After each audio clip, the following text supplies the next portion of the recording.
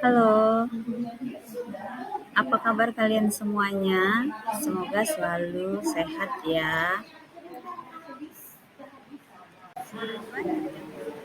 Ibu mau tanya sama kalian semua, ayo siapa yang sudah tahu apa itu arti dari bakat atau apakah ada yang sudah tahu apa itu hobi, apa itu kemampuan, apa itu minat. Ada yang belum tahu, mungkin ayo siapa yang sudah tahu apa itu bakat? Adakah yang belum tahu juga apa itu bakat, apa itu minat, apa itu hobi? Baik, jika masih banyak yang belum tahu ataupun masih ada yang belum tahu, mungkin ada juga yang sudah tahu, Ibu akan memberikan materi pada hari ini mengenai hobi, bakat, minat, dan kemampuan ya. Oke, yang pertama adalah pengertian hobi. Apa sih hobi? Tadi Ibu tanya apakah sudah tahu apa itu hobi gitu ya. Nah, di sini pengertian hobi adalah kegiatan visual yang biasanya dilakukan atas dasar ketertarikan yang sangat kuat dari dalam diri.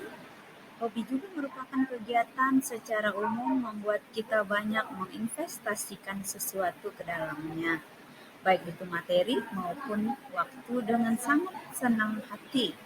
Kegiatan yang berkaitan dengan uh,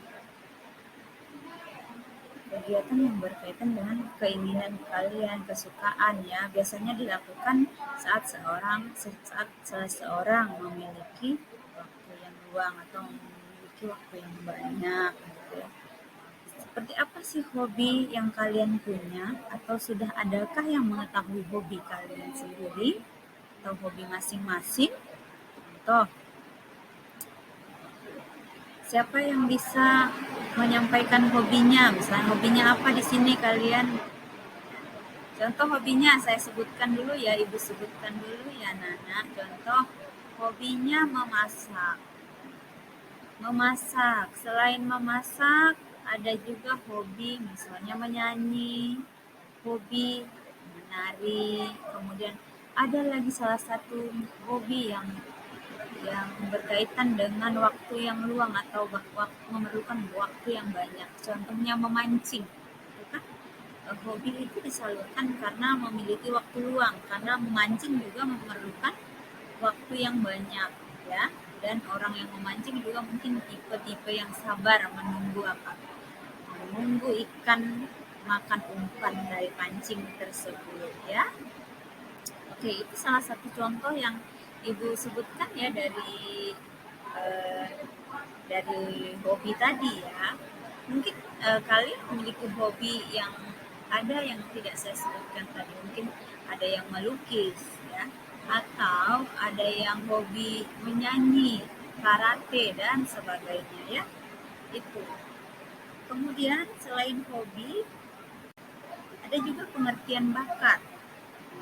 Menurut William Michael, pengertian bakat adalah suatu kapasitas yang ada di dalam diri seseorang yang mana dalam melakukan tugas serta melakukannya itu dipengaruhi oleh latihan yang sudah dijalaninya gitu ya.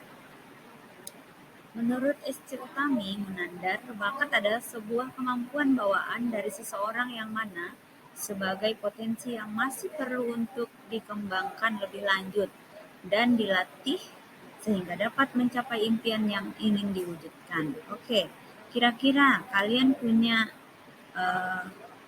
bakat yang sudah kalian tahu itu apa?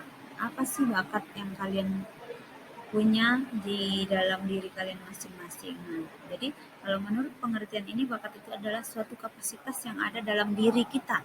Dalam diri kita yang ada sejak lahir yang tidak dimiliki oleh orang lain, itu adalah bakat ya.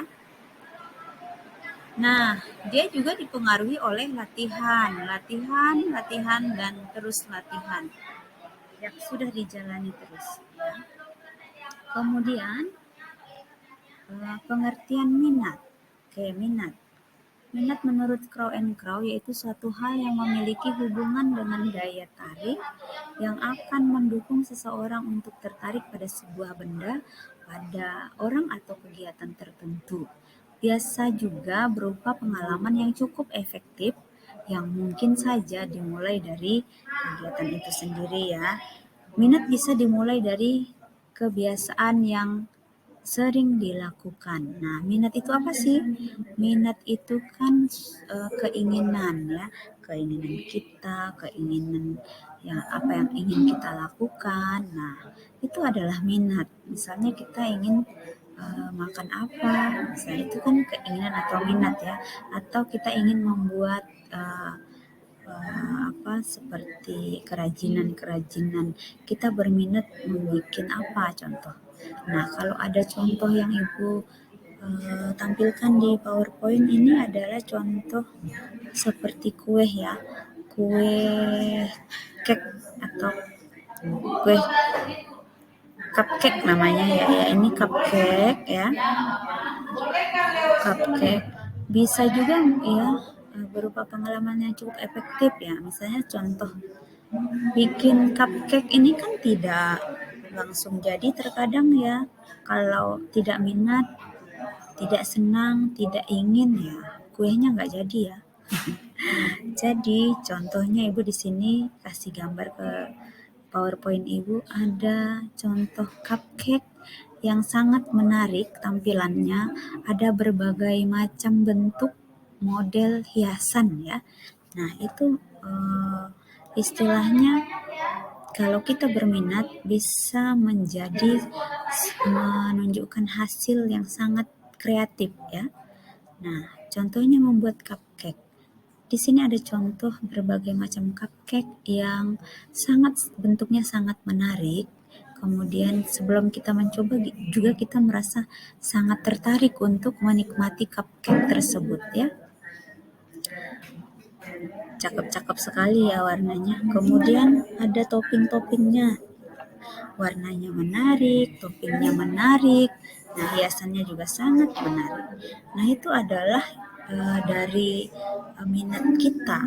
Jika kita berminat, kita punya kreativitas yang sangat menunjang membuat hasil apa yang kita lakukan itu menjadi hasil yang sangat-sangat bagus sehingga tampilannya juga menarik. Jika dijual mungkin cupcake ini harganya ya tidak murah ya, tidak seharga yang tidak ada topping, tidak seharga dengan ya tidak divariasi bentuk, model dan rasanya.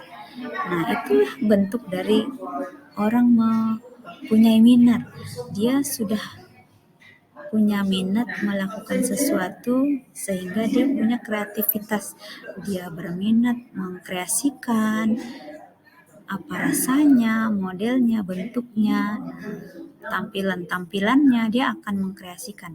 Kalau seseorang memiliki minat yang tinggi dalam suatu kegiatan atau hal-hal yang dia tekuni gitu ya. Yang berikutnya adalah pengertian kemampuan. Apa sih itu kemampuan?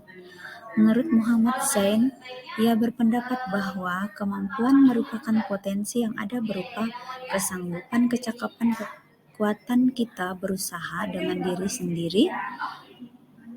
Kemudian Anggiyat M. Sinaga dan Sri Hidayat lebih mendefinisikan kemampuan itu lebih daripada keefektifan orang tersebut di dalam melakukan segala macam pekerjaan.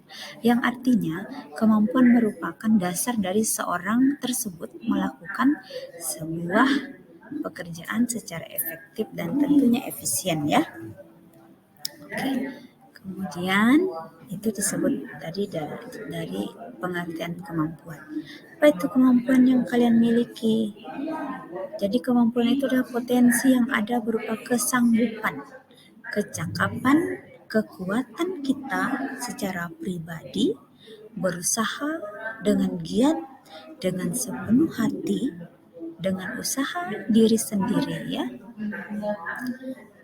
Itu adalah kemampuan. Kalau misalnya kita juga tidak mampu, kita terus belajar dan terus belajar, Itu yang disebut kemampuan, sehingga dari belajar dan terus belajar itu tadi membuat kita menjadi mampu, membuat kita mempunyai kesanggupan, mempunyai kecakapan ya, untuk melakukan suatu pekerjaan atau lebih bertanggung jawab di dalam kita melakukan pekerjaan kita. Itu disebut kemampuan ya. Kita lanjutkan ya. Kemudian faktor pembentuk hobi, bakat, minat, dan kemampuan. Nah, tentunya seseorang memiliki hobi, memiliki bakat, memiliki minat, memiliki kemampuan itu ada faktor pembentuknya juga. Nah, kira-kira yang sudah tahu faktor pembentuk hobi itu apa, faktor pembentuk bakat itu apa, faktor pembentuk minat itu apa, atau siapa ya. Oke, baik. Di sini Ibu akan jelaskan mengenai faktor pembentuk hobi, bakat, minat, dan kemampuan. Faktor genetik ya, kita dapat mulai mengenali faktor otak yang lebih dominan pada anak, misalnya bahasa, angka, analisa, logika, urutan atau hitung, misalnya detail, itu adalah dari otak kiri, sedangkan otak kanan menggambar. Kemudian kreativitas seni, konseptual, dimensi emosional dan imajinasi. Kemudian faktor kepribadian juga sangat mempengaruhi ya, mempengaruhi hobi, bakat, minat, dan kemampuan itu tadi. Jadi setiap anak memiliki kepribadian yang berbeda-beda ya, menjadikan anak tersebut pribadi yang unik. Oke, jadi banyak ya faktor pembentuk hobi, bakat, minat ini tadi, selain genetik, kemudian faktor otak ya, kepintaran maksudnya, kemudian faktor pribadi ya, itu yang membentuk. Kenapa dikatakan faktor genetik itu sangat mempengaruhi atau menjadi faktor pembentuk hobi? Ya, faktor genetik itu mungkin ada keturunan orang tua kita, dia menyenangi ini atau dia suka melukis, pandai memahat. Nah, itulah yang disebut genetik. Jadi turun-menurun ya, turun-menurun dari orang tua ya, dari orang tua kalian, turun genetiknya dari orang tua kalian ke kalian. Nah, mungkin orang tua kalian ini juga kakek nenek kamu ya, yang menjadi orang tuanya atau menjadi orang tua bapak mama kamu itu mempunyai genetik sehingga diturunkan ke orang tua, misalnya begitu ya. Itu disebut faktor genetik. Kemudian dikatakan kita menjadi faktor penentu itu juga mengenali faktor itu adalah faktor otak yang lebih dominan pada anak, misalnya bahasa, angka, analisa, logika. Nah, ada anak yang bisa memang atau yang pintar ya, berbahasa Inggris, berbahasa Mandarin ya, mungkin lebih menguasai 3 atau 2 bahasa sekaligus, misalnya ada bahasa Inggris, bahasa Arab, bahasa Mandarin, mungkin bahasa Belanda ya, atau bahasa Spanyol ya, mungkin lebih dari 3, lebih dari 5. Kemudian bisa cepat pintar menghitung ya, misalnya begitu ya. Itu adalah kerja dari otak kiri, sedangkan kerja dari otak kanan itu menggambar, kreativitas, seni yang seperti hobi menyanyi, menari, main musik ya, itu kerja otak kanan ya. Konseptual, dimensi, emosi, dan imajinasi itu semua kerja otak kanan. Nah, tadi kerja otak kiri itu seperti bahasa, angka, analisa, logika, urutan ya, hitungan yang sangat detail ya. Itu adalah otak kiri. Oke, kita lanjutkan.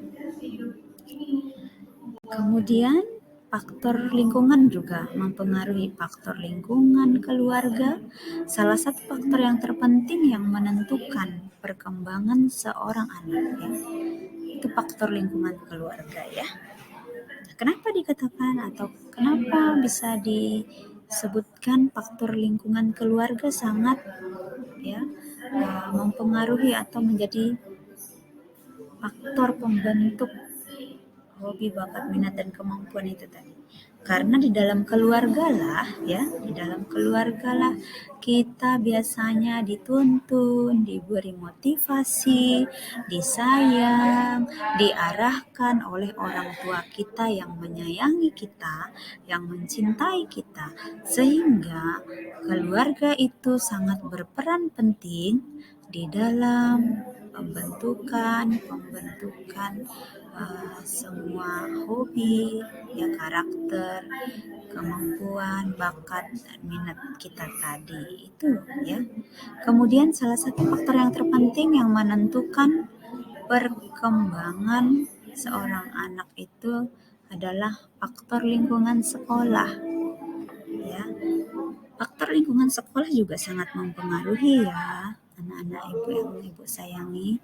Jadi di dalam lingkungan sekolah kalian belajar dengan teman-teman, ya, dengan kawan-kawan, sehingga ada teman-teman kalian mungkin yang rajin, yang pintar. Dari yang rajin dan yang pintar itu kalian sangat termotivasi untuk melakukan kegiatan-kegiatan entah itu tadi di bidang seni, di bidang akademik ya.